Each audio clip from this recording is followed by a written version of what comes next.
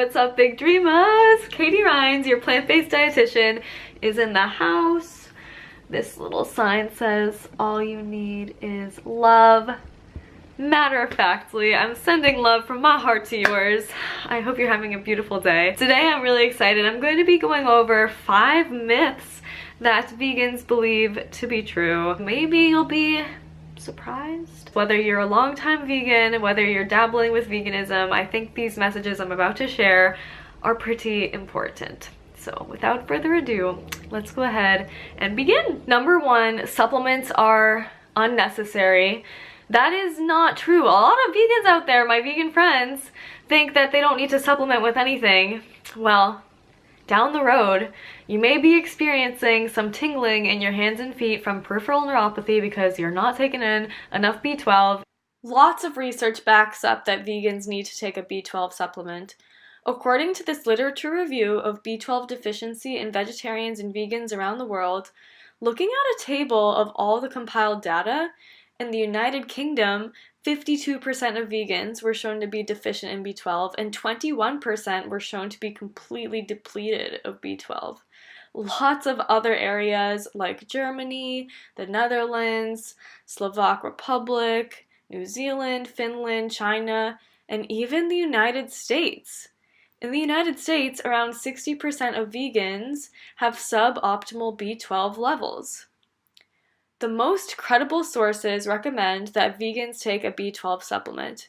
According to the National Institutes of Health, strict vegetarians are at high risk of B12 deficiency and fortified foods are recommended. Also, this article published in 2017 makes it clear that strict vegetarians should have their B12 levels monitored throughout their life since they are at such high risk for deficiency. Even if you do eat nori and spirulina, which has been shown to have bioavailable B12 in rats, this is not a well-researched, substantial source of B12, people.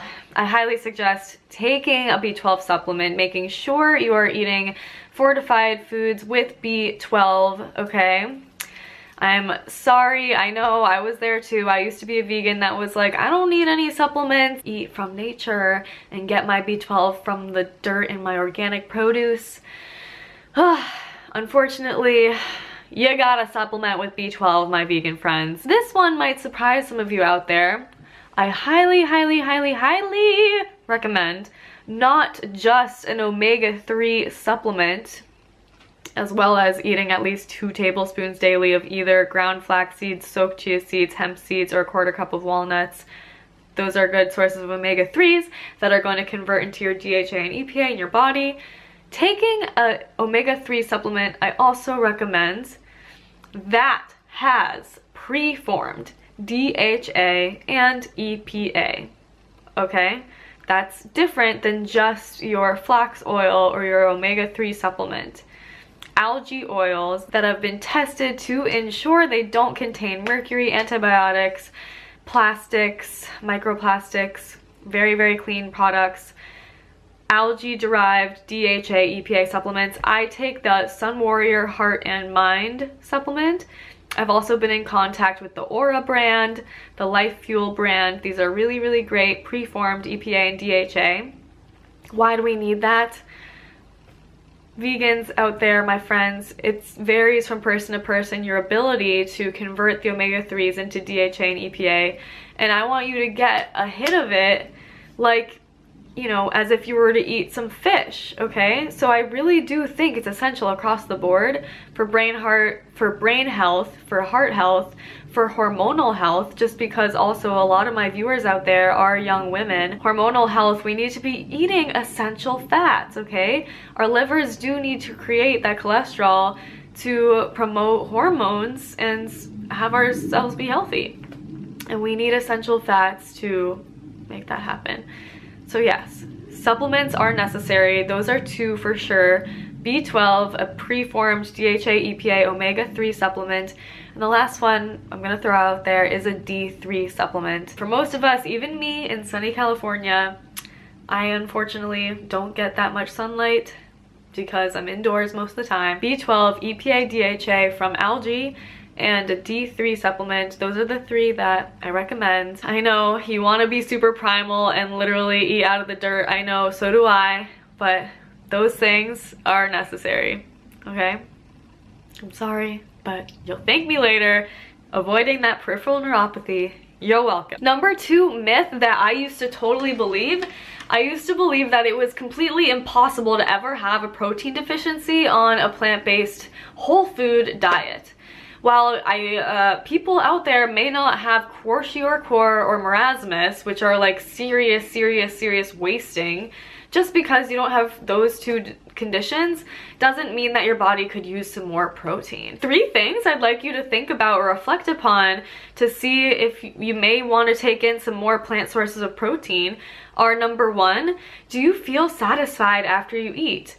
Protein and fat, I think, are really important to help us feel satisfied after a meal, okay? They are gonna take longer to digest and longer to process, and it'll be really nice, like, nice to feel satisfied after a meal. It may be a good idea to add some more protein if we're really like just eating a bunch of carbs. We may be hungry, we may have a drop in blood sugar and feel like not as calm. That's the number 2 thing I want you to keep in mind thinking about if we need more protein is, do you feel irritable? Do you feel a lot of anxiety often? Do you feel like it's hard to handle situations? It may be a good idea to eat a little bit more plant source of protein. And I'm saying plant-based protein here, okay? And number 3, this is kind of obvious, but if you are looking to build muscle, if you want to get stronger and you've been working out for like 3 months and you still feel like you haven't made any progress and you've been working out super hard, there's 2 things with that. Maybe you're overtraining, that's totally possible. Maybe you're not taking in enough protein, okay? So I used to be super against like protein powders and things like that, thinking that those were way too processed. And I actually love protein powder. I've noticed incorporating more wholesome protein powders. Like right now I'm using the Epic one. It's helped me feel really satisfied and really grounded. And I feel like I have gotten stronger at the gym, and it doesn't have to, you don't have to include animal products to get in more protein. So just putting that out there, it is possible to not take in enough protein and not feel our best because we're not taking in enough protein, even when we're eating a whole foods plant-based diet. Yes, just because bananas have protein doesn't mean that eating 50 of them or 30 of them or 5 of them is going to give us adequate protein for our needs, okay? So I used to believe that, but yeah, that's a myth. You do need to be intentional still about getting your needs met, whether you're vegan or not. I think it's totally possible to not get enough protein or to not get enough of whatever nutrient. So yeah, especially if you are looking to build some muscle, it's possible you're not taking in enough protein. Myth number 3, if you eat 1 animal product, you failed. That is a myth. I'm all about a serious plant-based diet. And that means, like, even if it's like a vegan cupcake, you know, it's like, okay, so where's the line here? Some people hate me because I eat honey. Some people hate me because I eat a vegan cupcake once in a while.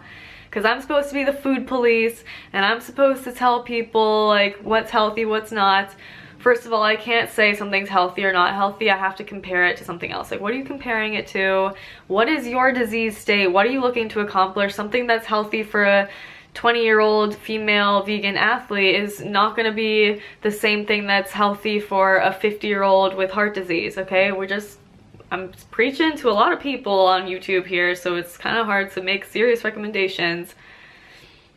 Just because you ate one thing does not mean you're a failure. Some people get really overwhelmed by even saying or hearing the word vegan, and they're like, eek, like, this is scary. I don't know if I want to do that. I invite you to take the shame away right now.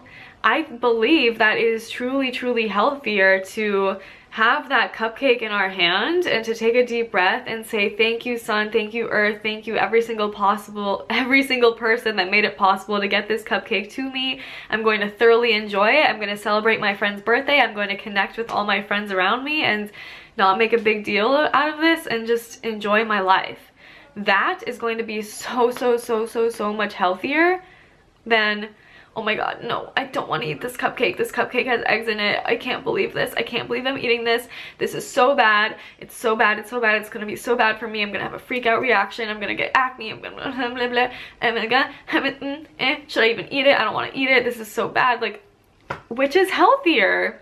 Which is healthier? Freaking out about it or just embracing it, having gratitude? If you want to eat it, eat it. If you don't want to eat it, don't eat it. What is going to make you feel most at peace? And I am the food police, and I won't come and arrest you if you eat the freaking cupcake, okay? I will arrest you, though, if you're all up in your head about it and you're feeling guilty and ashamed and horrible about yourself.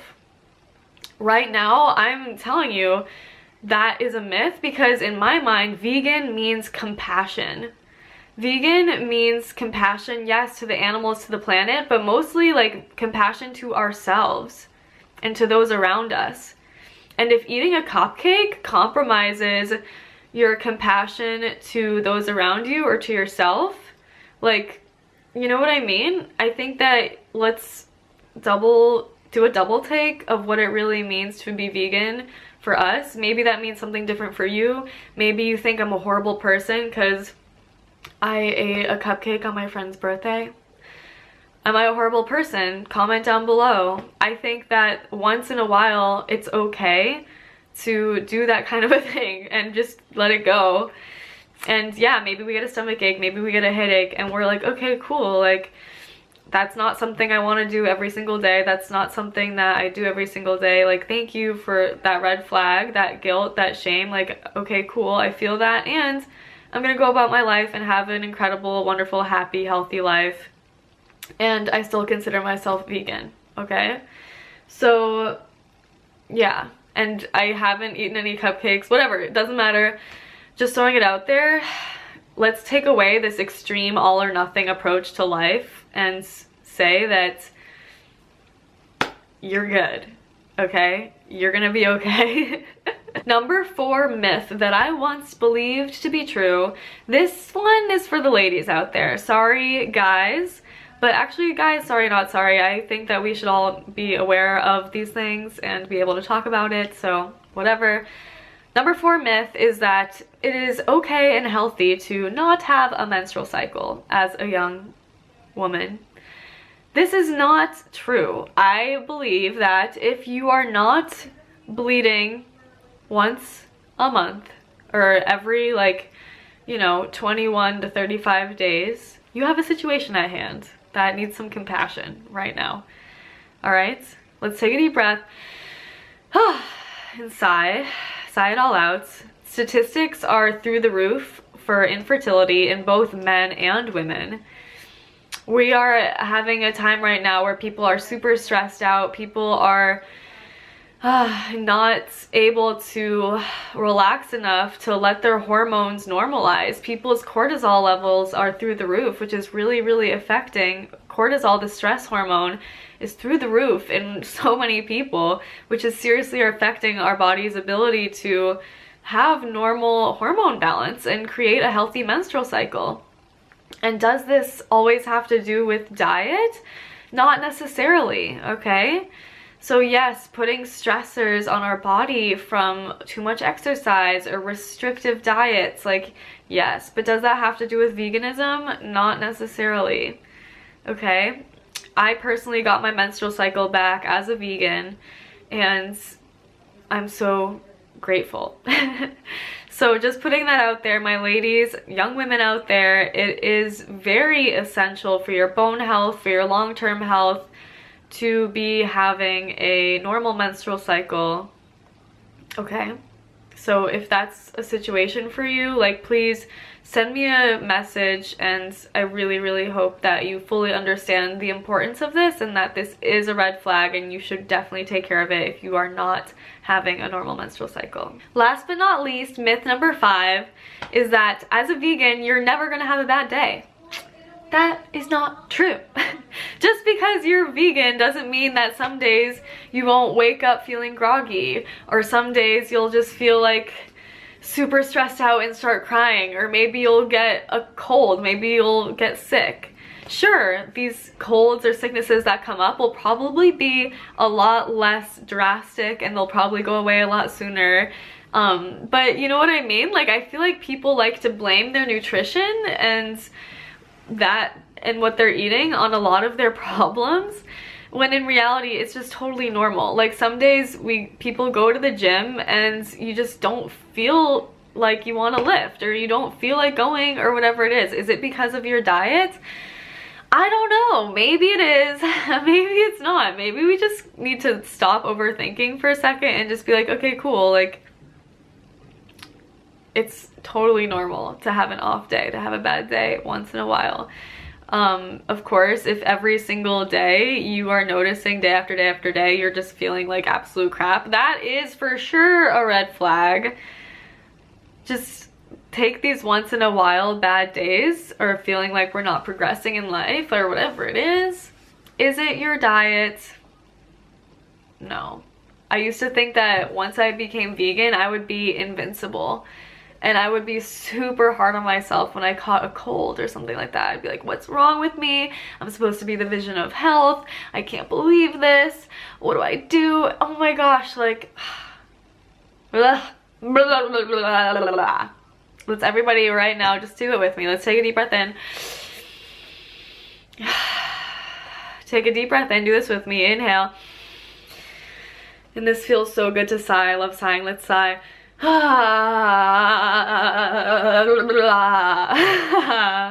Or do this one. This has a really calming effect too. Let's inhale. And then, like you're blowing out a candle. It's okay to have a bad day. It's okay. You know? Thank you so much for watching. I really hope that after this video, you got a really good idea of what you need as a vegan. Please, vegans, take a B12 supplement. Please be a good vegan. And I really hope that after this video, you understand how I see veganism as a way to give and receive love. I believe that the word vegan really does mean compassion, and just turning up the volume on more compassion and love in our lives. So I really hope that hit home for you. Give this video a thumbs up, leave your questions, concerns, comments below, and please get in touch if you're interested in holistic health and nutritional counseling. I'd be more than happy to get in touch and to help however I can. If you have not subscribed to this channel, please subscribe and hit the little bell to be notified for my future informational videos. And hit me up on Instagram at vitamin.katie, K-A-T-I-E. I'm really excited to hopefully hear from you, and you're amazing right here, right now. Thank you so much again for watching, and have such a wonderful rest of your day, okay? Bye.